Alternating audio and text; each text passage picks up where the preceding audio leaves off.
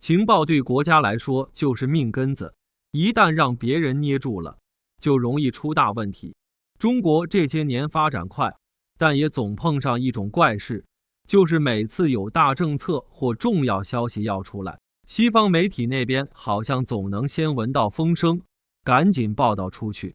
老百姓还没从官方渠道知道呢，他们倒先分析的头头是道。这不光是巧合那么简单，得想想背后的原因。要知道，这些消息大多来自政府内部，保密级别高着呢，怎么就流出去了？不过，西方国家，尤其是美国，一直把中国当成重点关注对象。他们的情报系统从冷战时候就开始练手，现在技术更先进，监听范围覆盖全球，这侵犯了不少国家的权益。中国作为新兴力量，自然成了他们的首要目标。美国中央情报局从2010年到2012年在中国的情报网就遭重创，好多线人被抓或处决。这是2017年《纽约时报》曝光了，英国广播公司也跟着报道，觉得挺震惊的。结果美国没消停，反而在2021年10月7日专门成立了针对中国的任务中心，集中精力搞情报收集。这说明他们下定决心要深挖中国动态，军事、经济各方面都盯得紧，目的就是提前掌握信息，好制定对策。比如经济政策上，2019年1月4日，中国央行公布降低存款准备金率1个百分点，美国彭博社很快就跟进报道，内容跟官方基本吻合，这让大家怀疑信息怎么传得这么快。2020年，路透社出报告分析中国经济情况，数据跟国家统计局后来公布的很接近，感觉他们好像有内部渠道。再看军事领域，2021年美国媒体报道中国在南海的演习细节，包括时间、地点和装备，尽管中国官方还没正式说，这跟美国海军同期进入南海活动重合，显示他们监听能力强。江苏渔民2021年4月在黄海打鱼时捞到大型金属装置，上面有太阳能板和传感器，经专家鉴定是外国投放的无人潜航器，能监测船只信号，还有自毁功能。南海渔民也捞到类似设备，高敏水听器能收集潜艇动向。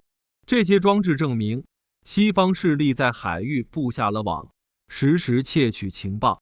总的来说，这种隐秘渗透不是1天2天的事，美国利用科技优势，无所不用其极，严重威胁中国安全。西方情报获取不光靠技术，还靠安插人员。拿军事泄密来说，东风31导弹是中国战略武器，参数绝密，但上世纪90年代末就出事了。导弹专家郭万军和生物物理学家沃维汉卷入其中，郭万军负责技术工作，却把数据交给沃维汉，后者传给台湾。调查从郭妻用美元买菜暴露线索开始，当局查到郭账户有频繁美元交易，他承认交换文件换钱。沃维汉2005年3月30日在北京被拘，两人2008年5月在北京中级人民法院受审，以间谍罪判死刑，11月28日执行。这案子让中国导弹防御系统一度被动，美国据此加强自家防御。不止军事，媒体领域也有。澳大利亚籍主持人程磊在中国全球电视网工作，2020年8月13日在北京被拘，涉嫌非法提供国家秘密。他接触经济数据，却把信息传出去。2021年2月正式逮捕，2022年3月31日秘密审理，有罪判决。关了3年后，2023年10月11日释放回国。这是显示外国籍人员在敏感岗位容易出问题。农业科技同样被盯上。2013年8月，中国科学家张伟强在堪萨斯研究机构偷取转基因水稻种子样本，试图带出国。安检发现后，联邦调查局介入。2017年2月15日，法庭审理，证明他计划交给中国机构，但其实这是美国指控的窃取贸易秘密案。2018年4月4日判121个月监禁。这类案子暴露西方势力对农业资源的觊觎，中国种子安全直接关乎粮食安全。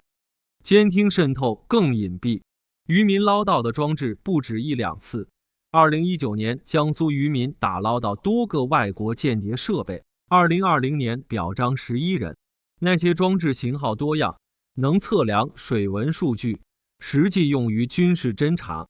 2021年报道中，专家确认是境外投放，功能强大，能实现情报搜集。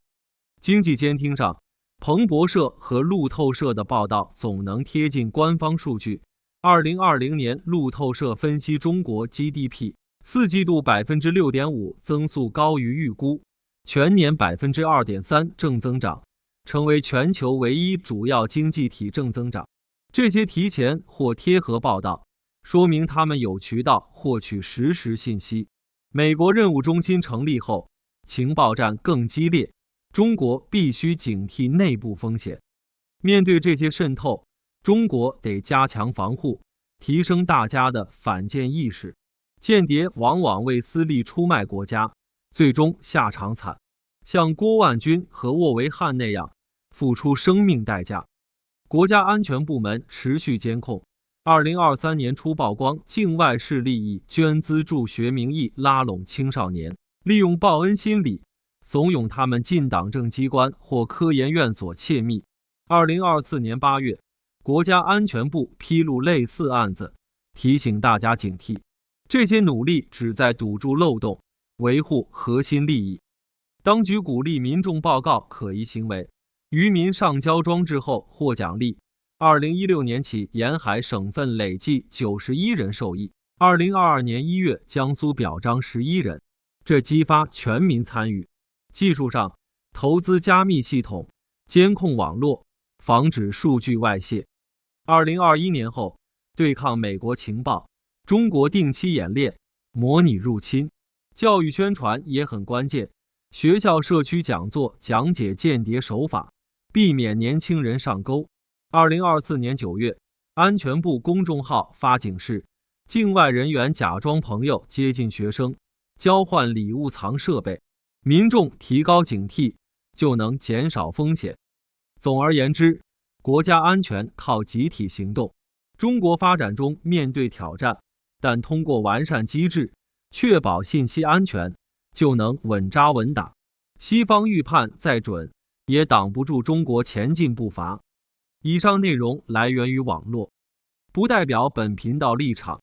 对此，你怎么看呢？欢迎在下方评论留言。如果观众老爷喜欢的话，记得点赞订阅哦。谢谢大家。